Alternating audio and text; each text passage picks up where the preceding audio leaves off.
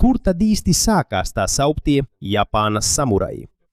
Patiesībā, kad dzirdam vārdus samurajs, mēs bieži iedomājamies karotāju ar katanu rokās un izturīgām bruņām. Taču samuraji nesākās tādā veidā.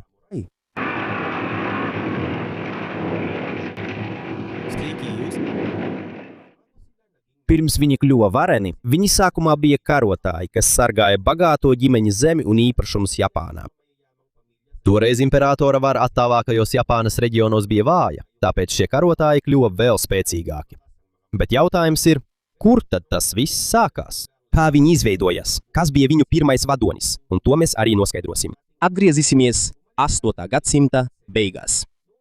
Šajā laikā Japānas galvaspilsēta tika pārcelta uz Heiankyo, kas mūsdienās pazīstama kā Kyoto. Šeit dzīvoja imperators un daudzas bagātas ģimenes. Kyoto arī uzplauka māksla, literatūra un kultūra. Taču attālākajos Japānas reģionos joprojām bija daudz problēmu un cīņu. Un, kā jau minēju iepriekš, valdība vēl pilnībā nekontrolēja visu Japānu. Honšu ziemeļu daļā bija grupas, ko sauca par emiši. Emiši šajā apgabalā dzīvoja jau ilgu laiku. Viņi nevēlējās pakļauties imperatora varai. Viņi arī bija izcili jātnieki un lokašāvēji. Tāpēc valdības karavīriem bija grūti ar viņiem cīnīties. Imperators pat nosūtīja karavīrus uz ziemeļiem, lai cīnītos ar emiši. Taču ar laiku parādījās vēl viena problēma. Valdībai bija grūti uzraudzīt daudzas tālākas zemes.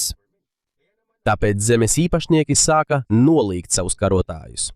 Šo karotāju uzdevums bija sargāt zemi, ražu un cilvēkus, kas tur dzīvoja. Un tā pamazam sāka veidoties samuraji. Citiem bija radinieki, kas agrāk piederēja imperatora ģimenei. Sākumā viņus vēl nesauca par samurajiem. Taču, sasniedzot 10. gadsimtu, šī karotāju grupa, ko sauca par buši vai samurajiem, izveidojās daudz skaidrāk. Sākotnējie samuraji arī atšķīrās no tiem, ko bieži redzam filmās. Tajā laikā viņa svarīgākais ierocis nebija katana. Viņiem daudz svarīgāks bija zirgs un loks. Daudzi samuraģi tika apmācīti izmantot loku, kamēr ātri jāja ar zirgu. Viņi izmantoja arī zobenu un šķēpu, kad tas bija nepieciešams. Samurāju ģimenēm klīstot spēcīgākām, viņi ieguva arvien vairāk zemes savā kontrolē. Zeme bija ļoti svarīga, jo no tās nāca pārtika, īpaši rīsi. Jo vairāk zemes piederēja ģimenei, jo vairāk viņiem bija pārtikas, un jo vairāk karavīru viņi varēja atbalstīt. Tāpēc imperatora kontrole pamazām vājinājās. Dažās vietās imperators joprojām atradās Kyoto. Taču daudzās provincēs vietējie samuraji jau aizsargāja cilvēkus un zemi. Viņiem bija savi ļaudis un sava teritorija. Viņi vairs nebija tikai sargi. Pamazām viņi ieguva arī politisko varu. 12. gadsimtā divas lielas samuraju klanu kļuva par visspēcīgākajām. Tie bija Taira un Minamoto. Pirmie varu ieguva Taira klans, Taira no Kiyomori vadībā. Viņi sakāva citus samuraju klanus. Tāpēc Taira vara pastiprinājās Kyoto, kur dzīvoja imperators. Kiyomori vēl vairāk nostiprināja savas ģimenes varu, tad viņš aprecināja savu meitu Taira no Tokuko ar imperatoru Takakuru. Viņiem piedzima dēls, kurš kļuva par imperatoru Antoku. Tādējādi pats Kiyomori mazdēls bija jaunais imperators. Taču daudzas samuraju ģimenes nebija apmierinātas ar Taira pārāk lielo varu. Viens no viņa pretiniekiem bija Minamoto no Yoritomo. Yoritomo vēl bija jauns, tad Taira klans 1160. gadā sakāva viņa ģimeni. Tajā tika nogalināts viņa tēvs, bet viņu pašu nenogalināja. Tā vietā viņu izsūtīja uz tālu vietu. Tur viņš uzauga un pamazām ieguva sabiedrotos. 1180. gadā atsākās lielā cīņa pret Taira. Viens no pirmajiem, kas cīnījās, bija Minamoto no Jorimasa. Viņš jau bija vecs, bet spēja cīnīties. Tomēr viņa grupa tika sakauta uji kaujā. Tad viņš saprata, ka vairs nav glābiņa un nav iespējas izbēgt. Viņš izvēlējās izdarīt pašnāvību.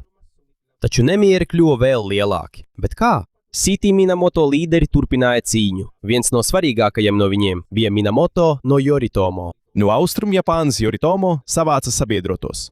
Daudzas samuraju ģimenes, kuras vairs nevēlējās pakļauties Taira varai, pievienojās viņam. Šeit sākās Genpei karš. Liels karš starp Taira un Minamoto, kas ilga no 1180. līdz 1185. gadam. Šī cīņa izšķirs, kura samuraju klans kļūs par visspēcīgāko Japānā. Kara darbībai ieilgstot, Taira pakāpeniski tika sakauti. Viņi bija spiesti pamest Kyoto. Viņi līdzi paņēma arī jauno imperatoru Antoku, bēgot uz Rietumjapānu. 1185. gadā bēgšanas laikā notika lielā Dan-no-Ura kauja. Taira un Minamoto kuģi cīnījās jūrā. Galu galā Taira tika sakauti. To vidū bija arī imperators Antoku, vēl bērns. Taira sakāve izmainīja Japānu. Uzvarējušais Minamoto no Yoritomo palika Kamakuras apgabalā. Tur viņš nostiprināja savu militāro valdību. Pēc dažiem gadiem, 1192. gadā, imperators piešķīra Minamoto no Yoritomo titulu šoguns. Šoguns bija augstākais samuraju vadonis. No Kamakuras apgabala Yoritomo vadīja jaunu militāro valdību, ko sauca par Kamakuras šogunātu. Imperators joprojām palika Kyoto. Tomēr liela daļa no īstās varas pār militāro spēku un provinciālo pārvaldi nonāca šoguna valdības rokās. Šajā sistēmā dažādas spēcīgas samuraja ģimenes pārvaldīja dažādus reģionus. Viņiem bija savi karotāji, kas viņiem kalpoja un cīnījās viņu labā. Tādēļ mainījās samuraju loma. Viņi vairs nebija tikai karotāji, kas sargāja zemi. Daudzi no viņiem kļuva arī par pārvaldības daļu. Apmaiņā pret savu dienestu viņi varēja saņemt zemi, amats vai tiesības gūt ienākumus no kādas vietas. Taču tas nenozīmēja, ka Japāna uzreiz kļuva mierīga.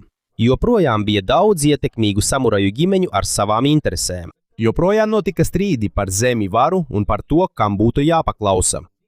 Bija arī samuraji, kuri zaudēja savus kungus. Kad viņu kungs nomira vai zaudēja varu, viņiem vairs nebija kam kalpot.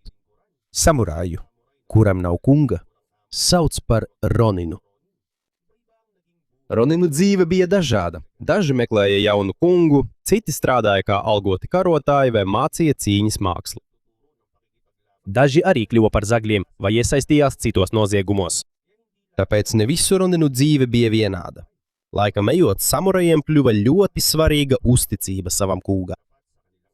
Kad samurajs tika sakauts vai apkaunots, daži izvēlējās izdarīt seppuku. Seppuku bija pašnāvības veids, kas kļuva par daļu no samuraja tradīcijas. Taču ne visi samuraji to darīja. Arī noteikumi par to dažādos laikos mainījās. Karā samuraji vēlējās pierādīt savus sasniegumus. Kad viņi nogalināja svarīgu pretinieku, viņi varēja saņemt atlīdzību. Tāpēc daži samuraji toreiz nesa savu pretinieku galvas kā pierādījumu savam komandierim. Apmaiņā pret to viņi varēja saņemt zemi, naudu vai augstāku amatu. Bet, kad pienāca 13. gadsimts, parādījās jauns samuraju klans. Tā bija Mongoļu impērija. Tajā laikā viens no visspēcīgākajiem valdniekiem Āzijā bija Kublai Hans, Čingis Hana mazdēls. Mongoļu impērija jau kontrolēja lielu daļu Āzijas un Koreju. Kublai Hans arī vēlējās pakļaut Japānu. Kublai Hans nosūtīja vēstnešus uz Japānu. Viņš vēlējās, lai Japānas valdnieki atzīst Mongoļu impērijas varu, taču Japāna tam nepiekrita. Tāpēc Mongoļu spēki sāka gatavoties iebrukt Japānā. 1274. gadā notika pirmais Mongoļu iebrukums. Viņu kuģi un karavīri ieradās Kjūšu, lielā salā Japānas dienvidos. Šeit samuraji redzēja, ka Mongoļu armijas cīņas veids ir pavisam atšķirīgs. Daudzi samuraji bija pieraduši cīnīties mazās grupās. Taču Mongoļu karavīri uzbruka kopā kā liela armija. Viņi izmantoja arī daudzu loku un dažādus ieročus. Tāpēc sākumā samurajiem bija grūti, bet arī Mongoļu spēkiem nebija viegli. Viņiem vajadzēja vest pārtiku, ieročus, zirgus un citus krājumus no Korejas uz Japānu. To bija grūti izdarīt, jo viņiem vajadzēja šķērsot jūru. Galu galā pirmais Mongoļu iebrukums 1274. gadā nebija veiksmīgs. Viņi spēki atkāpās, taču Kublai Hans nepadodās. Japāņi zināja, ka Mongoļu spēki varētu atgriezties, tāpēc viņi gatavojās. Viņi uzcēla nocietinājumus un citas aizsardzības būves Kjūšu salā. Viņi izvietoja arī vairāk karavīru piekrastē. 1281. gadā Mongoļu spēki atgriezās. Viņu armija bija lielāka un viņiem bija vairāk kuģi nekā pirmajā iebrukumā. Samuraģi atkal cīnījās. Tā kā Japāņi bija sagatavojušies, Mongoļu spēkiem bija grūti iekļūt dziļāk Japānā. Kamēr iebrukums turpinājās, Mongoļu spēku kuģis piemeklēja ļoti spēcīga vētra. Daudzi kuģi tika iznīcināti un nogrima, tāpēc otrā Mongoļu invāzija cieta neveiksmi. Vēlāk Japāņi nosauca spēcīgo vēju, kas palīdzēja sakaut Mongoļu iebrukumu, par kamikadzi. Tas nozīmē dievišķais vējš, jeb svētais vējš. Japāna izdzīvoja 2 Mongolu iebrukumos, taču parādījās jauna problēma. Kamakuras valdība iztērēja daudz naudas, gatavojoties un cīnoties. Daudzi samuraji cerēja saņemt zemi vai bagātību kā atlīdzību. Taču Japāna nebija iekarojusi jaunas zemes īpašumus. Viņi tikai aizsargāja savu valsti. Tāpēc daudzi no viņiem bija vīlušies un dusmīgi uz Kamakuras valdību. Pamazām daudzu samuraju uzticība valdībai vājinājās. Un nākamajos gados šī problēma kļūs par vienu no iemesliem, kāpēc Kamakuras šogunāts kļūs vājāks. Un pirms mēs apspriežam citus aspektus, vispirms parunāsim par samuraju ieročiem. Japānā jau sen tiek izgatavoti izliekti zobeni, taču nākamajos gadsimtos Japāņu zobenu izgatavošana kļuva vēl izcilāka, un vēlāk katana kļuva par vienu no slavenākajiem samuraju zobeniem. Katana ir ar izliektu asmeni un vienu asu malu. Parasti to nesā pie jostas. Daudziem samurajiem viņu zobens bija ļoti svarīgs. Daži zobeni tika nodoti no vecākiem bērniem. Ir arī lielāki zobeni, piemēram, odači. Tas ir garāks nekā katana un grūtāk lietojams. Samuraģi izmantoja arī loku un šķēpu, tāpēc viņu ieroči nebija tikai katana. Svarīgs bija arī bruņu tērps. Parasti samuraju bruņas tika izgatavotas no mazām metāla un ādas plāksnītēm, kuras savienoja ar auklām. Tādējādi ķermenis bija aizsargāts, bet samurajs joprojām varēja brīvi kustēties. Savukārt kivere tika saukta par kabuto. To tika izgatavota, lai aizsargātu galvu cīņas laikā. Taču, pat ja Japāna bija pārdzīvojusi Mongolu iebrukumus, valsts tomēr nekļuva mierīga. Un te nu tas ir. Laikam ejot, Kamakuras šogunāts kļuva vājāks. Kā jau iepriekš minēju, tas notika tāpēc, ka cilvēki vairs neusticējās valdībai. 1333. gadā Kamakuras šogunāts sabruka. Pēc tam tika izveidota jauna samuraju valdība. To sauca par Ašikagas šogunātu. Taču arī tas nespēja pilnībā kontrolēt visu Japānu. Daudzos reģionos bija spēcīgi samuraju līderi ar savām armijām un zemēm. Šos ietekmīgos vietējos līderus sauca par daimjo. Kamēr šoguns kļuva vājāks, daimjo kļuva arvien spēcīgāki. 1467. gadā Kyoto sākās Onin karš. Problēmas sākās strīda dēļ par to, kurš kļūs par nākamo šogunu, taču konflikts ātri izplatās, jo tajā iesaistījās dažādas samuraju klani. Onin karš ilga gandrīz 11 gadus. Daudzas Kyoto daļas tika iznīcinātas kauju laikā. Pēc kara šoguna vara kļuva vēl vājāka. Tā kā šoguns bija vājš, daudzi daimjo sāka pārvaldīt savas teritorijas patstāvīgi. Daimjo ir varens samuraju, vadonis ar savu zemi un armiju. Tādēļ Japānā izveidojās daudzas atsevišķas teritorijas, kuras kontrolēja dažādi daimjo. Viņi bieži cīnījās savā starpā, lai iegūtu vairāk zemes un varas. Šo laikmetu sauc par Sengoku periodu, jeb karojošo valstu periodu. Tas ilga vairāk nekā 100 gadus. Kamēr kari turpinājās, Japānā parādījās jauns ierocis. 1543. gadā daži portugāļi ieradās Tanegašimas salā, kas atrodas Japānas dienvidos. Viņi atveda līdzi šaujamieroci, ko sauc par dakts šauteni. Japāņiem ļoti iepatikās šis jaunais ierocis. Drīz vien viņi arī paši iemācījās izgatavot savas dakts šautenes. Agrāk bija nepieciešami daudzi gadi apmācības, lai kļūtu prasmīgam ar loku vai zobenu, taču šaujamieroču lietošanu varēja apgūt daudz ātrāk. Tāpēc par daudz svarīgākiem kļuva parastie kājnieki, kurus sauca par ašigaru. Daudzi no viņiem nebija no bagātām samuraju ģimenēm, bet, ja viņiem tika dota apmācība un šaujamieroči, viņi varēja kļūt par lielu atbalstu armijai. Daudzi daimjo ātri sāka izmantot šaujamieročus, jo saprata, ka tie ir spēcīgi ieroči. Viens no līderiem, kurš prasmīgi izmantoja šaujamieročus, bija Oda Nobunaga. Oda Nobunaga bija spēcīgs daimjo. Viņš vēlējās izbeigt nebeidzamos karus un apvienot Japānu zem vienas spēcīgas valdības. Nobunaga izmantoja samurajus, ašigaru, loku, šķēpu un šaujamieročus savā armijā, tāpēc viņš uzvarēja daudzās kaujās. 1568. gadā Nobunaga ienāca Kyoto, un viņa vara kļuva vēl spēcīgāka. 1573. gadā viņš gāza Ašikaga šogunātu. Pēc tam viņš turpināja iekarot citas Japānas daļas, taču viņam joprojām bija daudz ienaidnieku. Bija daimjo, kuri nevēlējās viņam pakļauties. Bija arī dažas budistu grupas ar savām armijām un spēcīgām bāzēm. Viens no lielākajiem Nobunagas pretiniekiem bija Ishijama Honganji Osakā. Tā bija liela budistu templis, kas arī kalpoja kā cietoksnis. Cīņa ilga daudzus gadus, līdz Ishijama Honganji padevās 1580. gadā. Nobunaga arī cīnījās pret karotājiem Iga reģionā. Šī vieta bija pazīstamā cīnītājiem, kas izmantoja spiegošanu. Viņu uzbrukumi bija pēkšņi un viņi prasmīgi slēpās. Vēlāk šādus karotājus sāka saistīt ar tā sauktajiem ninjām. Nobunagam paplašinot savas iekarotās teritorijas, viņš arvien vairāk tuvojās savam mērķim – apvienot Japānu. Taču 1582. gadā viss pēkšņi mainījās. Viens no viņa paša ģenerāļiem, Akeči Mitsuhide, viņu nodeva. Mitsuhides vīri uzbruka Nobunagam, kamēr viņš atradās Honoiji templī Kyoto. Nobunaga tika ielenkts, un viņam vairs nebija droša ceļa, kā izbēgt. Viņš gāja bojā šajā incidentā. Pēc Nobunagas nāves Mitsuhide domāja, ka iegūs svaru, taču tas neilga ilgi, jo Nobunagam bija vēl viens ģenerālis – Toyotomi Hideyoshi. Tad Hideyoshi uzzināja, ka Nobunaga ir miris, viņš ātri savāca savu armiju un devās pret Mitsuhide. Hideyoshi sakāva Mitsuhide armiju. Mitsuhide arī gāja bojā, mēģinot aizbēgt, lai izglābtos. Pēc tam Hideyoshi kļuva par vienu no varenākajiem. Makapangyarihang leader sa Japāna. Hideyoshi dzīve bija neparasta, jo viņš nebija dzimis varenas samuraja ģimenē. Viņš nāca no vienkāršas ģimenes un sāka kā zemāka ranga kalps pie Nobunaga. Taču pateicoties Hideyoshi izcilajām militārajām un vadības prasmēm, viņam pakāpeniski tika uzticēti arvien svarīgāki uzdevumi. Laikam ejot, viņš kļuva par vienu no Nobunaga labākajiem ģenerāļiem. Pēc Nobunaga nāves Hideyoshi turpināja plānu apvienot Japānu. Viņš pa vienam uzvarēja vai pakļāva atlikušos daimjo. Līdz 1591. gadam gandrīz visa Japāna jau bija viņa kontrolē. Hideyoshi arī vēlējās neļaut daimjo un parastajiem cilvēkiem atkal sākt sacelšanos. 1588. gadā viņš pavēlēja savākt zobenus un citus ieročus no daudziem parastajiem cilvēkiem. To sauca par zobenu konfiskāciju. Tās mērķis bija padarīt grūtāku zemniekiem un citiem parastajiem cilvēkiem cīnīties pret valdību. Arī samuraju un parasto pilsoņu atšķirība kļuva skaidrāka. Pateicoties Hideyoshi rīcībai, Japānā pamazām beidzās daudzie iekšējie kari.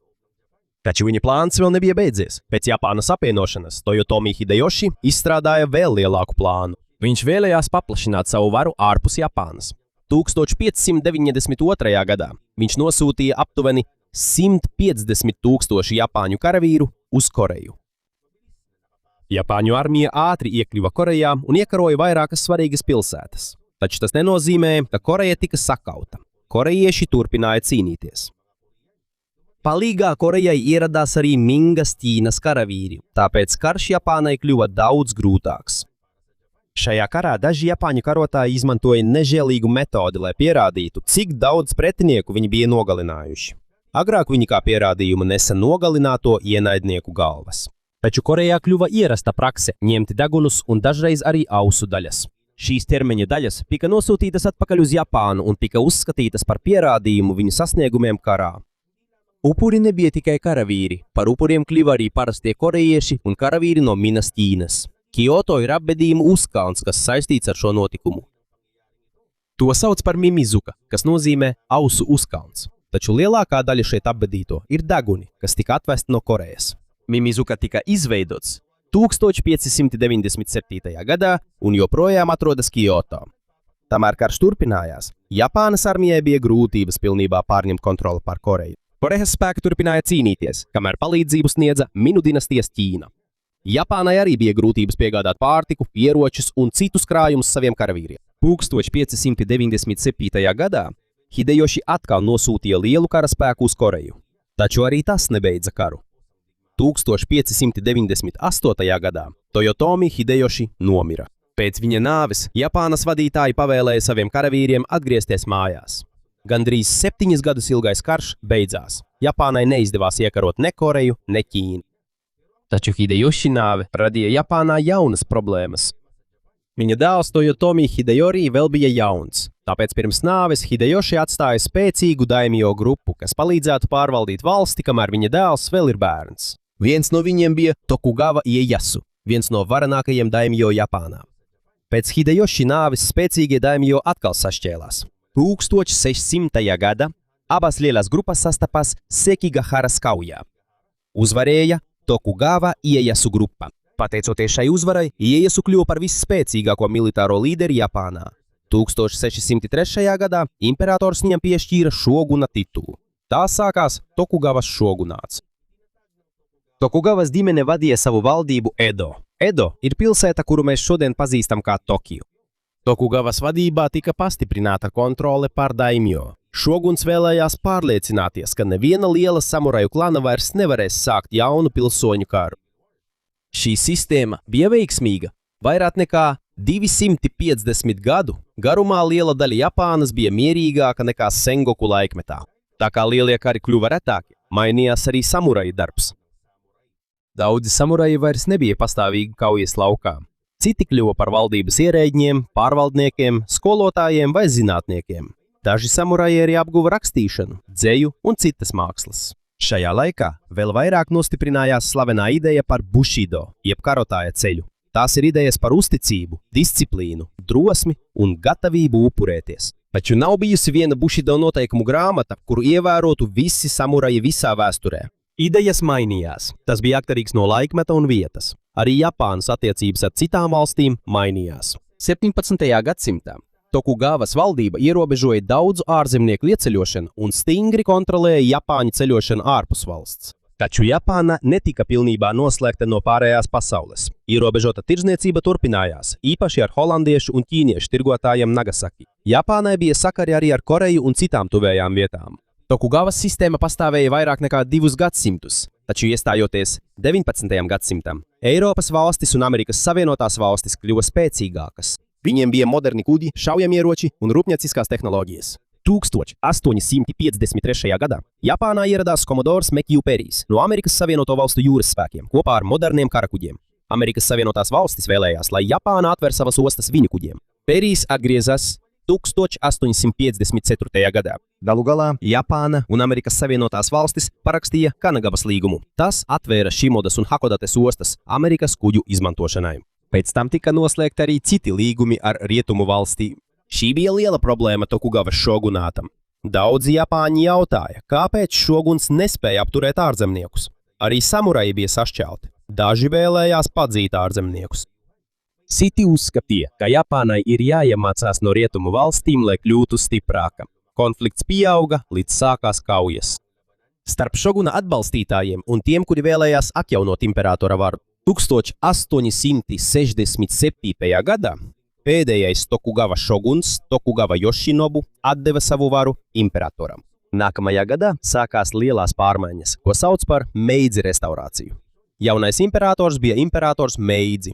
Jaunā valdība vēlējās padarīt Japānu par modernu valsti. Viņi aizguva idejas, tehnoloģijas un militāro sistēmu no rietumu valstīm. Taču, lai to izdarītu, viņiem bija jāatceļ arī vecā sistēma, kas deva īpašu statusu samurajiem. Pakāpeniski samuraju īpašās tiesības tika atceltas. 1873. gadā Japāna izveidoja jaunu militāro sistēmu, kurā arī parastus vīriešus varēja iesaukt par karavīriem. Tas nozīmē, ka vairs nebija jābūt samurajam, lai kļūtu par armijas daļu. Daudzi samuraji arī zaudēja valdības maksāto algu. 1876. gadā lielākajai daļai bijušo samuraju tika aizliegts publiski nesāt zobenu. Daudzi bijušie samuraji pieņēma pārmaiņas. Viņi strādāja kā valdības ierēģi, skolotāji, uzņēmēji un militārie virsnieki. Taču bija arī tādi, kas bija dusmīgi par jauno sistēmu. Lielākais bijušo samuraju sacelšanās notika 1877. gadā. To sauca par Satsumas sacelšanos, un to vadīja Saigo Takamori. Saigo agrāk palīdzēja gāzt Tokugavas šogunātu, bet vēlāk viņš sacēlās pret jauno Meidžu valdību. Sākumā sacelšanās spēki bija spēcīgi, taču jaunajai imperatora armijai bija vairāk karavīru, modernākas šautenes un artilērija. Pēc vairāku mēnešu cīņām Saigo grupa tika sakauta. Saigo nomira 1877. gada 24. septembrī. Pēc Satsumas sacelšanās sakāves kļuva skaidrs, ka ir pienācis gals laikam samuraji bija Japānas īpašā karotāju klase. Taču samuraji nav pazuduši no Japānas kultūras. Stāsti par viņa drosmi, uzticību un disciplīnu joprojām tiek atainoti grāmatās, teātrī un vēlāk arī filmās. Taču ir svarīgi atcerēties, ka mūsdienās populārais samuraju tēls ir īstas vēstures un vēlākos laikos radušos ideju sajaukums. 20. gadsimtam iestājoties, daži Japānas militārie līderi un nacionālisti izmantoja idejas par bushido, lojalitāti un upurēšanos, lai iedvesmotu karavīrus. Taču mūsdienu Japānas militārie spēki nav vienkārši vecās samuraju sistēmas turpinājums. Tas bija cits laikmets, cita valdība un citādi militārie spēki Japānā. Pat pati vārds kamikadze, ko izmantoja, lai apzīmētu Japāņu pašnāvnieku pilotus Otrā pasaules kara laikā, nāk no daudz senākas leģendas par dievišķo vēju, kas palīdzēja iznīcināt Mongoļu iebrukuma floti 13. gadsimtā. Pēc Otrā pasaules kara Japāna atkal mainījās. Samuraji vairs neatgriezās kā karotāju šķira. Japāna kļuva par modernu valsti ar jaunu konstitūciju un jaunu politisko sistēmu. Tāpēc patiesībā samuraju atstātais mantojums nav armija, kas pastāv līdz pat mūsdienām. Viņu atstātais ir liela daļa Japānas vēstures un kultūras. Gadsimtiem ilgi samuraji sāka kā karotāji, kas sargāja zemi. Viņi kļuva tik spēcīgi, ka sāka vadīt Japānas militāro valdību. Viņi cīnījās savā starpā ilgstošos pilsoņu karos. Viņi palīdzēja apvienot valsti. Un vēlāk, miera laikā, kļuva par valdības amatpersonām. Taču, iestājoties modernajiem laikiem, pati Japāna izveidoja sistēmu, kurai vairs nebija nepieciešami samuraji. Viņu īpašais status beidzās. Taču samuraju vārds, stāsti un tēls saglabājās un kļuva par vienu no atpazīstamākajām Japānas vēstures daļām.